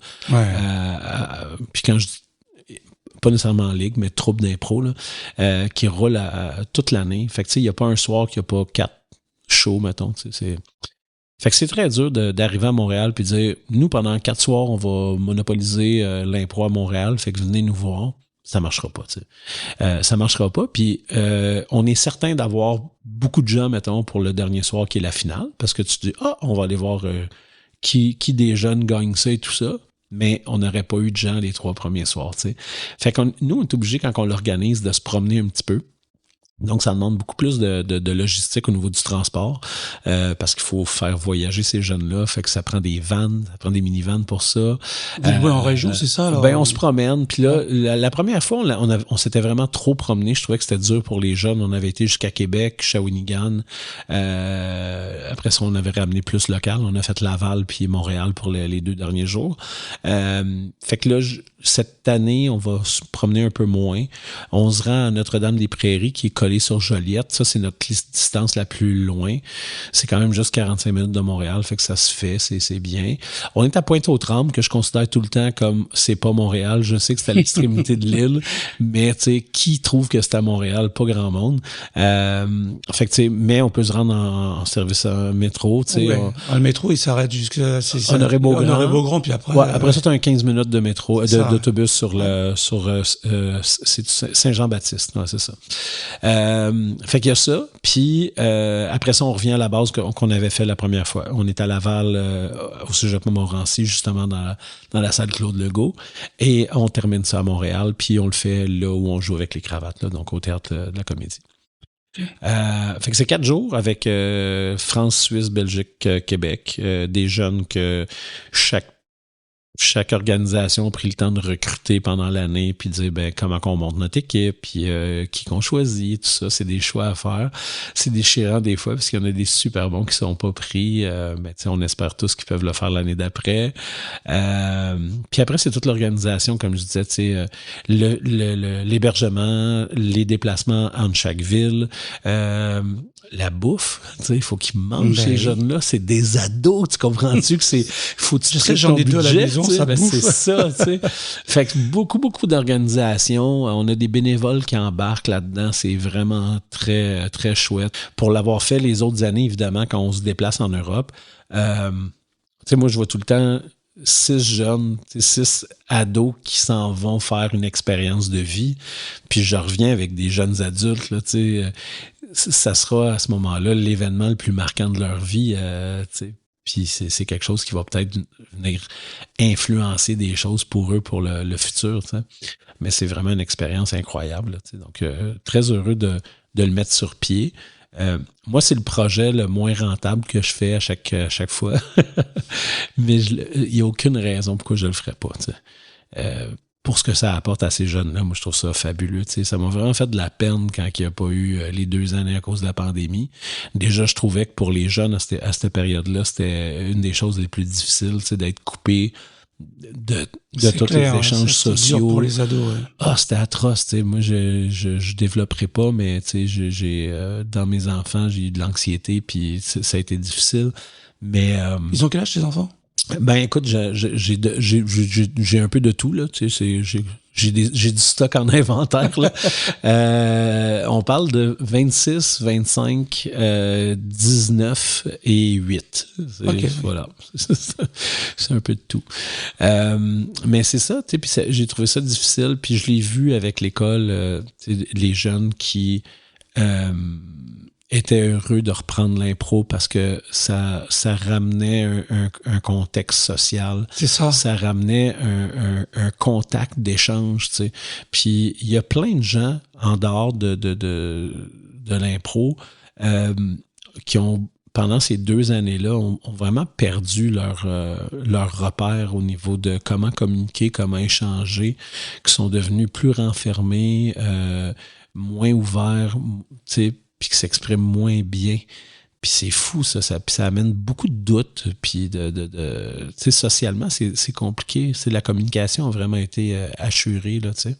Non, mais c'est clair que ça fait beaucoup de mal au niveau des rapports entre les êtres, ouais. Simplement parce qu'on a été coupé de plein de choses et on est des êtres sociaux, hein, et avant tout, et c'est clair que ça... Mais surtout quand que, tu sais, je disais, j'ai pas je vais jamais me donner le mérite de dire, tu sais, j'ai un diplôme comme psy ou peu importe, mais tu sais, pendant cette période-là, le nombre de personnes qui m'ont dit merci d'avoir recommencé, même avec des restrictions, tu sais, de distance, de masque, de toutes sortes d'affaires, de faire comme, ben, tu nous as donné l'opportunité de reprendre contact.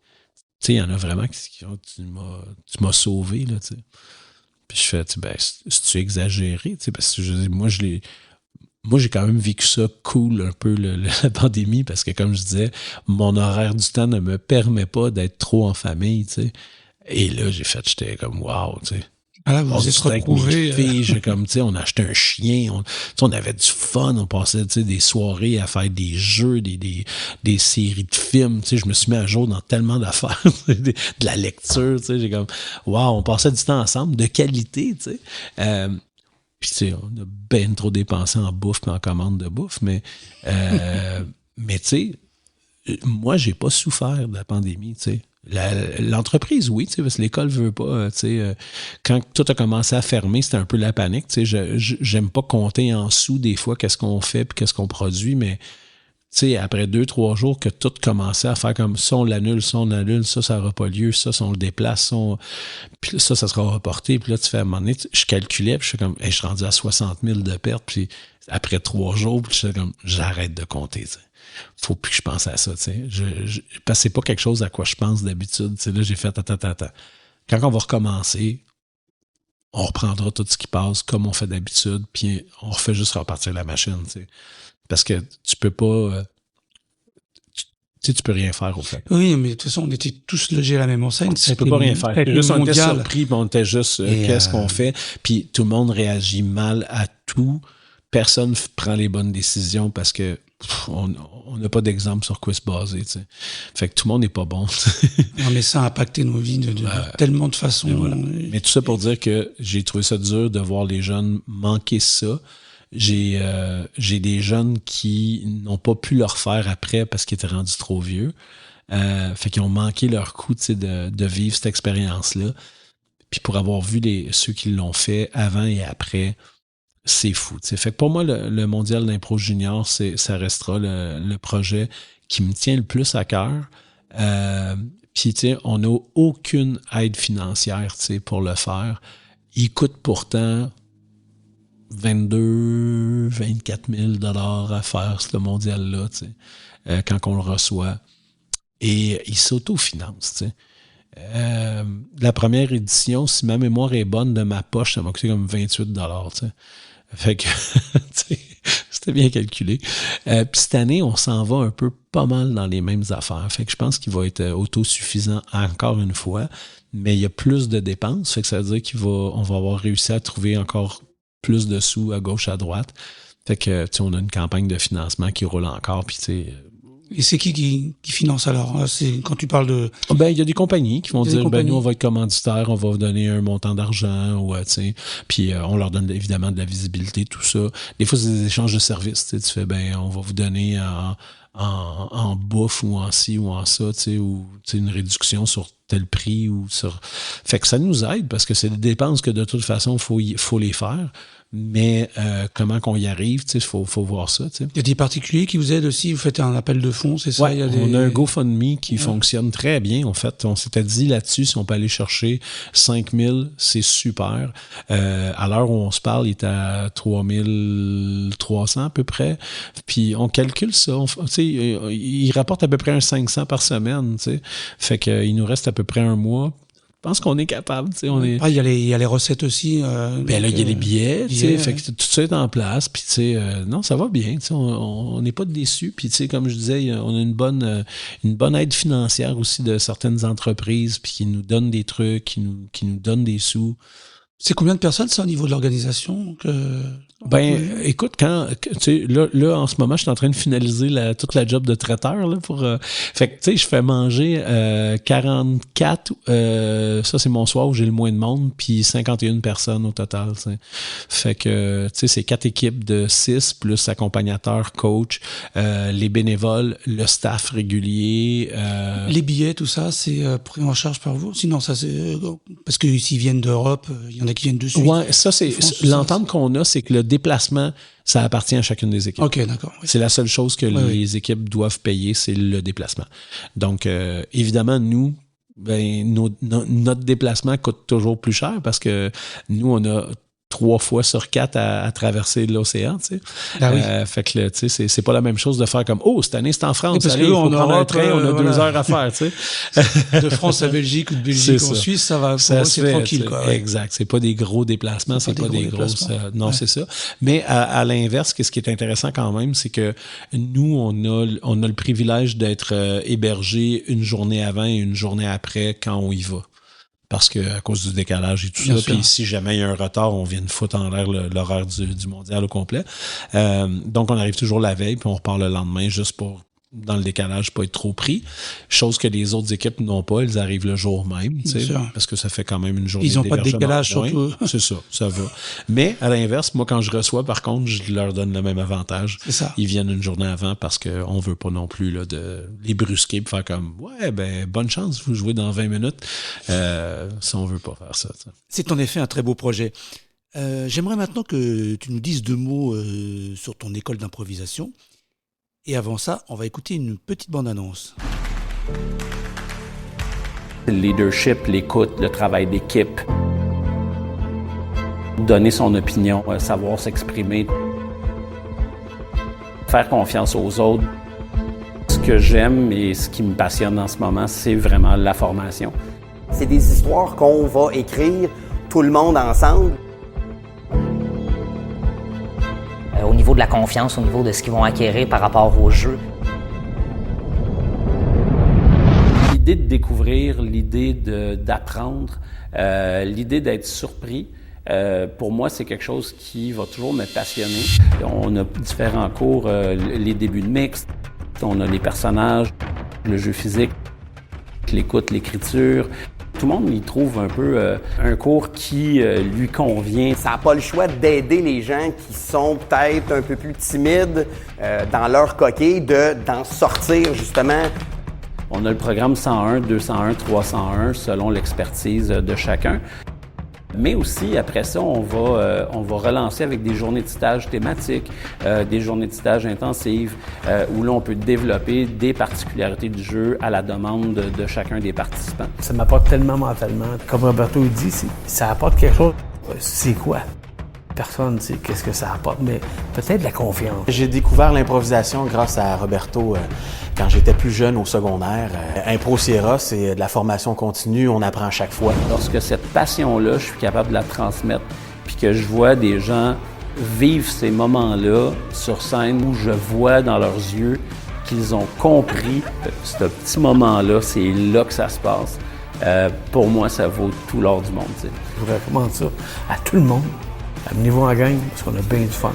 L'école Impro Sierra fait ça et offre ça justement à n'importe qui veut l'essayer. Je suis encore sur le moment fébrile de faire « wow ». Dans ce jeu-là, on peut encore apprendre et voir les gens vivre ces moments-là, c'est précieux.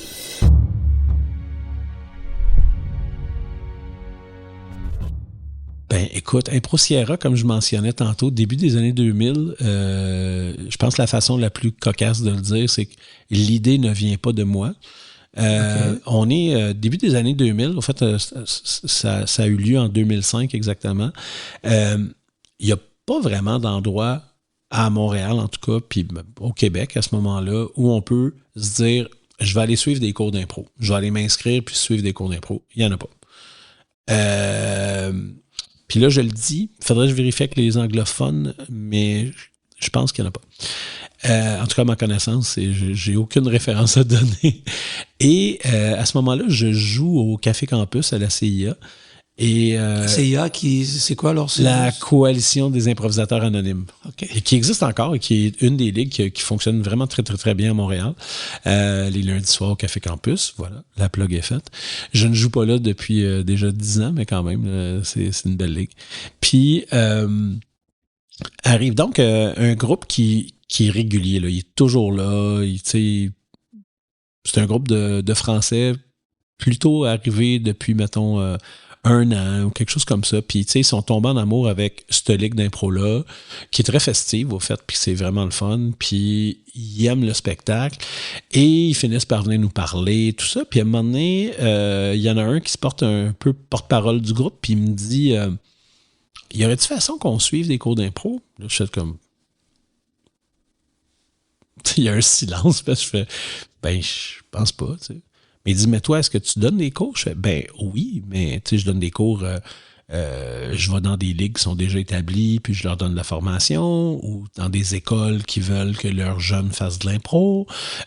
Puis sinon, ben là, je commençais, je n'en faisais pas beaucoup à l'époque, là, mais tu sais, du team building dans certaines entreprises, tu sais, là, maintenant, on en fait beaucoup, là, mais à l'époque, j'en faisais un par année, tu sais. Fait que je fais, ben en gros, non. Je sais pas quoi lui dire. Mais il dit, mais pourquoi tu nous montres pas un cours puis on va le suivre? Ben, je fais, ben, c'est dans ma tête, ça fait, j'ai pas le temps de faire ça, tu sais. Là, je fais, ben, attends, là, si je vous montre un programme, il faudrait que ça soit sur X nombre de semaines, puis avec une certaine durée, une assiduité, puis évidemment, tu sais, ça nous prend un local, puis ben, je vous le ferai pas gratuit non plus, tu sais. Il fait, non, ben, il dit, pense-y.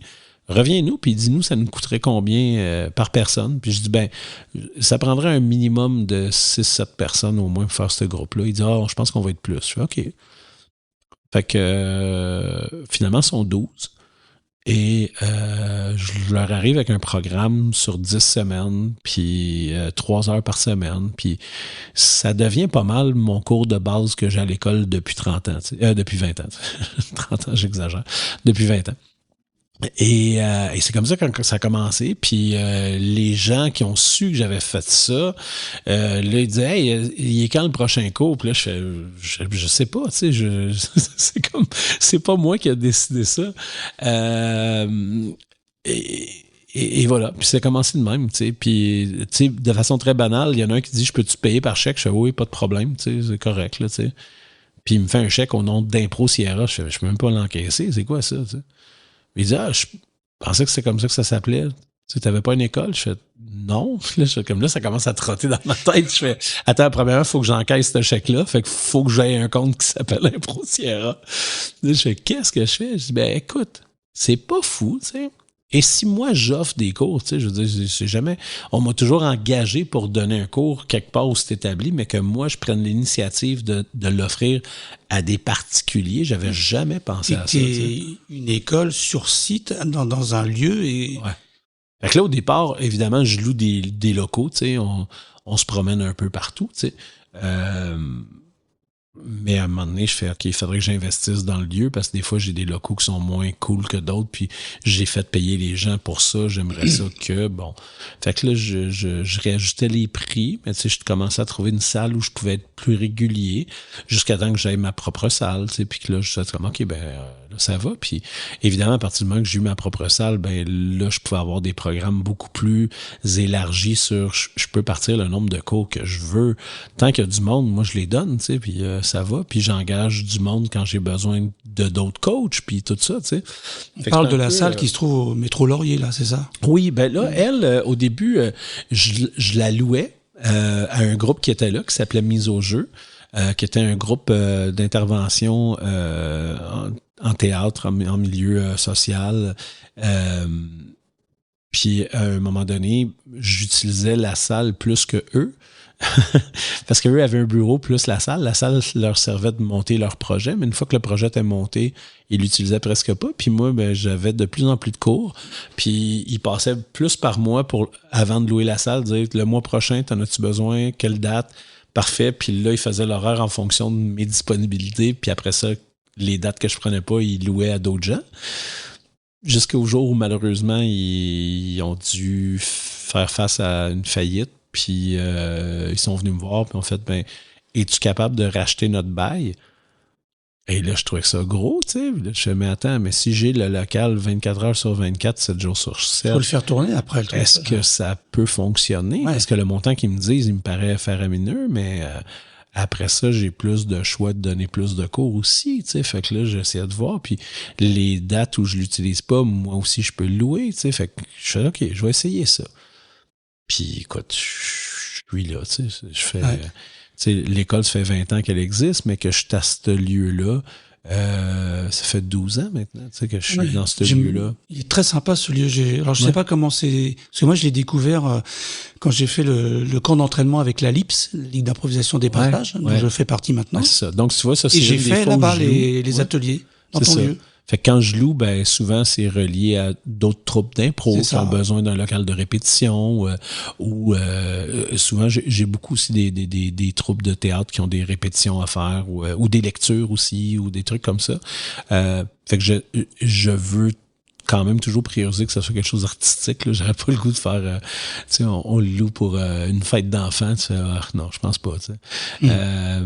Fait que c'est ça. Puis là, on est bien installé là. Puis évidemment, le programme des cours qu'on offre, il est vraiment varié. Là. Tu sais, j'ai des cours déjà pour tous les âges, pour tous les niveaux de jeu. Il y a des trucs très spécifiques. Ça peut être des journées de stage d'une seule journée. C'est souvent des journées de 10 heures à 4 heures. Tu sais, fait que c'est 5 heures de stage parce qu'on a 1 heure de pause. Fait que là, il y a des thématiques précises. Comme ça peut être des journées très ouvertes sur... C'est les participants qui me disent qu'est-ce qu'ils veulent travailler en début de journée, puis moi, je me lance dans leur demande. C'est un peu comme vox pop, là, tu sais, moi je veux travailler ça. Fait qu'on cumule un peu les demandes, une petite liste d'épicerie, puis on fait avec. Puis après ça, il y a plein de séries de cours. Il y a des cours de soir, il y a des cours... Alors, il y a des cours que tu assures, toi, j'imagine. Et puis après, t'as des intervenants aussi. Oui, j'ai d'autres intervenants parce que il y a souvent des cours qui sont faits pour les intervenants. C'est-à-dire, j'ai une série de cours qui s'appelle, par exemple, les experts, que je fais venir quelqu'un, puis je lui donne un groupe sur 4 semaines, puis il travaille un truc spécifique dans lequel cette personne-là... brille 100%, là, tu sais. Fait que j'ai quelqu'un qui peut venir travailler, je sais pas, moi, je disais tantôt, Joël Paré-Beaulieu, elle peut travailler sur le jeu vrai, tu sais, la vérité dans le jeu. Ben, elle a le même groupe pendant 4 semaines, fait que ça fait 12 heures d'impro avec le même groupe, puis ça marche, là, tu sais. Des fois, pour alterner un peu plus, j'ai des trucs comme les coachs du mois, tu sais, c'est 4 vendredis de suite avec un coach différent sur un sujet différent. Fait que ça, évidemment, c'est pas moi qui les donne parce que c'est les cours où c'est vraiment des facettes de dire, ben, j'ai des invités qui vont vous amener leur expertise sur certains points. Puis ça marche super bien parce que c'est pas si impliquant qu'une série de cours de 10 semaines, par exemple, tu sais. Mm-hmm. Fait que là, c'est là aussi que j'ai des gens qui font de l'impro, puis qui veulent améliorer des aspects de leur jeu. Tu sais, c'est rare. J'essaie de trier, tu sais, je laisse pas à la personne qui fait moi j'ai jamais fait d'impro, mais tu sais, je sais pas, tu sais, sachant que c'est Réal Bossé qui est là, j'aimerais ça lui parler, fait que faire un atelier avec lui, je fais ben non, tu sais, ça marchera pas, tu sais, pas parce que tu le mets à la télé puis que tu le trouves bien bon que tu vas aller faire tu vas commencer l'impro ce soir, tu sais. Moi je veux que ce soit du monde qui sont rendus à un certain point dans leur jeu que Réal peut leur apporter quelque chose. Si par exemple, je sais pas moi, il peut donner une super formation sur le jeu physique, par exemple, là. Ben, c'est pas en commençant avec Réal. Tu vas faire d'autres cours avant si tu veux faire ces cours-là. Tu sais. Il y a plusieurs niveaux, justement. Il y a plein de niveaux, puis il y a différents aspects. Tu sais, j'ai 2 cours dans toutes mes séries de cours qui sont axés sur le match, tandis que j'ai un autre cours qui est plus sur le cabaret, puis j'ai 3 séries de cours, c'est sur des formats de long form différents. Donc, dans chacun de cette série de cours-là, qu'il y en a 3, dans chacun d'eux, on traite 2 formats différents, tu sais. Fait que si je prends par exemple là, le long form 1, ben tu vas travailler le Harold puis la pièce improvisée, tandis que dans le 2, tu as le Armando puis la comédie musicale improvisée, puis dans le 3, t'as, si je me rappelle bien, c'est le triptyque puis le Deus Ex Machina, tu sais. Fait que on fait beaucoup de choses différentes, puis tu vois dès qu'on touche le long form, par exemple la comédie musicale, ben l'atelier avant ce spectacle-là, parce que tu fais 2 spectacles dans chacun de ces cours-là, ben j'ai un musicien qui vient donner le cours, tu sais, parce que tu sais, je peux les aider sur de la structure de la chanson puis des choses comme ça, mais il y a rien de plus efficace que d'avoir le musicien qui te le fait puis qu'on essaie puis qu'on travaille avec, tu sais. Fait que dans ce temps-là, j'ai des gens comme tu sais Éric Desranleau qui viennent donner ce cours-là. Okay. Fait que c'est sûr que j'ai des experts dans ce qu'ils font qui sont là, puis tu sais, je suis content qu'ils soient disponibles puis qu'ils aiment donner du temps aussi pour ça, mais c'est comme ça un peu qu'on fait. On engage au besoin avec tous ceux qui s'en occupent. Puis à travers tous ces cours-là, je dirais que c'est à peu près 80% des cours, c'est pour les adultes. Puis là, j'ai mon 20% que c'est mes jeunes, mes très jeunes. En fait, j'ai même des 8-12 ans, puis j'ai des 13-17 ans. Puis cette section-là, c'est pas moi qui s'en occupe, là. C'est Alexis Paquette qui nous fait ça, qui fait de l'impro depuis bien des années. C'est un bon partenaire à moi, avec les cravates, entre autres, puis dans plein d'autres projets. Pour plein de raisons. Je m'en suis occupé au début de ce programme-là, mais je me consacre à donner du temps aux plus vieux. Parce que j'ai moins de patience aussi, tu sais, il faut ça le dire, faut être très honnête. Puis c'est ça. Puis il y en a d'autres que je trouve plus efficaces. Puis je pense que c'est bien de séparer un peu les deux groupes parce que quand je faisais tout, la fatigue embarquait encore plus vite, je trouvais, là, tu sais. Puis ça peut être redondant. Puis là, je trouve que c'est bien de identifier aussi là, une personne qui est en charge de ce programme-là, tu sais. Fait qu'évidemment que je le chapeaute, tu sais, comme par exemple, c'est Alexis que j'ai nommé qui va coacher l'équipe du Québec pendant le mondial d'impro junior, mais c'est moi qui va l'organiser. Mais donc, je suis plus en mode organisationnel quand c'est les jeunes. Je suis pas la personne derrière le banc ou qui dirige les ateliers, tout ça. Merci Roberto. Juste pour terminer, c'est quoi tes projets à venir? On a parlé du mondial, évidemment, tout ça, on va pas revenir là-dessus, mais personnellement, des choses que tu as envie de faire, toi, qui sont liées à l'impro ou pas d'ailleurs, c'est quoi qui te motive pour la suite? C'est quoi tes projets, si tu peux en parler? Ben, écoute, je suis toujours disponible et ouvert à plein de projets. Je pense que tout ce qui est échanges internationaux, c'est beaucoup quelque chose qui me motive, que je trouve passionnant. Tu sais, j'ai eu la chance il y a quelques mois d'aller en Martinique, tu sais, pour donner de la formation. Puis là, tu sais, on garde l'œil ouvert là-dessus pour d'autres projets. Tu sais, j'ai travaillé en Argentine aussi avec un groupe là-bas, avec la Ligue Pro. Puis là, ils ont intention de commencer à faire des échanges. Fait que tu sais, ça m'intrigue tout le temps parce que je pense que quand je suis en mode je découvre du nouveau monde, c'est ce qui me plaît beaucoup de ce jeu-là. Tu sais, j'ai l'avantage de pas avoir un travail qui est redondant. Il est toujours différent d'une journée à l'autre puis d'une année à l'autre. Tu sais, fait que c'est dur de me projeter à long terme, tu sais, dans où est-ce que je veux aller avec ça. Tu sais, j'aime mon école, j'aime ce qu'on fait. J'aime les entendre, puis tu sais, on a beaucoup de projets qui sont récurrents annuellement, qu'on refait, mais il y en a plein qui sont juste, on le fait un coup, on essaye quelque chose, tu sais, puis je pense que je suis ouvert à ça beaucoup, tu sais, puis c'est sûr que j'ai des projets connexes, tu sais, j'aime beaucoup mon travail que je fais avec ImproCirque, par exemple, tu sais, puis d'autres projets aussi, là, mais c'est ça. C'est dur à dire, je te dirais, mais je pense que tu sais, la porte s'ouvre maintenant sur des options internationales que j'ai pas explorées encore.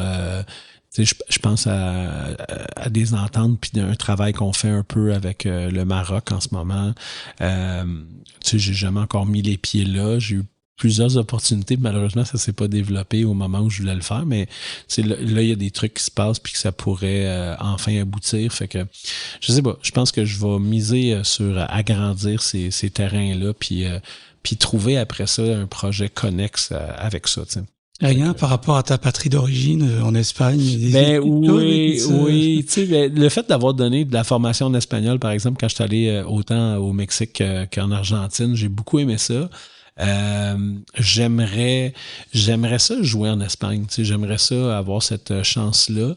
Il y a des ligues d'impro quand même là-bas. À ma surprise, tu sais, il y en a beaucoup qui fonctionnent en anglais. Puis il y en a évidemment en espagnol, ça fait que j'ai des contacts, tu sais, on se parle, tu sais, puis des fois il faut juste finaliser certaines choses, mais ça m'intrigue, tu sais, ça me tente beaucoup, mais il y a d'autres projets, tu sais, que je veux pas m'avancer, mais tu sais, je parlais de la Martinique. Écoute, on parlait d'un tournoi sur une croisière, tu sais.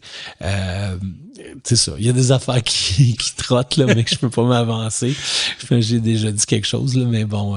Fait que c'est ça. Tu sais, je pense que, tu sais, la découverte qu'on fait dans des moments fous comme ça, tu sais, avec ImproCirque, quand l'année passée, on est allé au Nunavut, tu sais, puis rencontrer les gens là-bas, à Iqaluit, tu sais, c'est wow, tu sais, c'est vraiment particulier, puis tu sais, je me sens toujours très très chanceux de faire ce que je fais, de me retrouver à des endroits dans le monde comme ça où je fais tu sais, je fais ma job, puis ma job c'est quelque chose que j'aime, puis c'est moi qui me l'ai inventé, cette job-là. Elle n'existait pas avant, tu sais.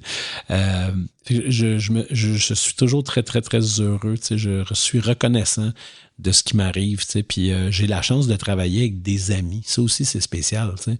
Quand j'ai un projet, puis ça me prend 3 personnes, je fais comme avec qui je fitterais, qui fitterait avec nous autres. Qui a du temps pour venir, tu sais, 4 jours à telle place, puis qui se fait longtemps que j'ai pas vu, puis que j'ai le goût de voir, tu sais. Fait qu'il y a tout ça qui est... c'est des beaux privilèges qui viennent avec ce travail-là, qu'on découvre d'une fois à l'autre, parce que ça change, là, mais ouais. Ben chanceux. Mais je te remercie beaucoup, Roberto, et je te souhaite vraiment plein de bonheur pour la suite, et tout le meilleur pour tes projets à venir. Ben, merci beaucoup. C'est vraiment apprécié parce que je les aime, ces projets-là. Puis j'aime surtout le monde que je rencontre puis avec qui je travaille. C'est précieux, précieux. Là. Je le sais que je suis chanceux. Je le sais vraiment. Fait que je continuerai à le dire que j'aime faire ce que je fais. Merci Roberto. Merci à toi, Pascal. Merci pour votre écoute et votre fidélité. Si vous aimez ce podcast, parlez-en autour de vous, partagez au plus grand nombre et abonnez-vous à ma chaîne pour plus de contenu. Le mois prochain, je vais recevoir un acteur et metteur en scène français capable de passer allègrement de Shakespeare au Monty Python, improvisateur de grande classe, maniant le verbe avec délicatesse, Yvan Garouel. Mais jusque-là, portez-vous bien et que l'improvisation soit avec vous. Salut!